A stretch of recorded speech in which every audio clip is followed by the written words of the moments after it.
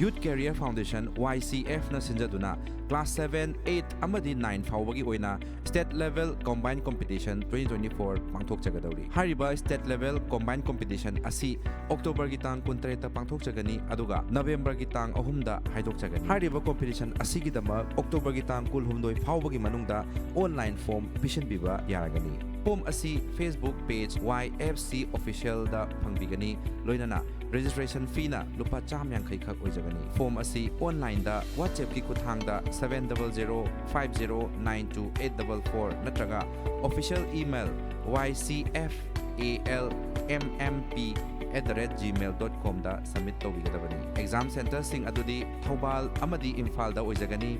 Subject sing adudi English, Mathematics Amadi Science combined oina pung anigi exam pangthokchagani. Differently able oiba maheiroi singgi oina minute kuntra extra hapchagani. Question paper asi OMR Sheet ta lakkani leinana 1 mark ki multiple questions ama lakkani. English ki question kuntra, Science ki question kuntra amadi Mathematics ki question nifu oigani. Competition asiga mari leinana thamjariba reward sing adudi ahanba position gi sale oina lupa lising 8 amadi certificate anisuba position gi sale oina lupa lising 3 amadi certificate ahum suba position gi sale oina lupa lising 250 amadi certificate su thamjari. Hairiba reward sing asigi mathakta class amamamdagi makok thongba maheiroi 8 khangachaduna mana su pijagani. Mayam punamakdagi khwaidagi makok thongba maheiroi singidamak sale oina lupa lising 5 gi mana su thamjari. Competition asida yawbiriba maheiroi singidamak khudong chanaba exam hek loibaga answer ki yengbagi khudong chabasu phangbigani.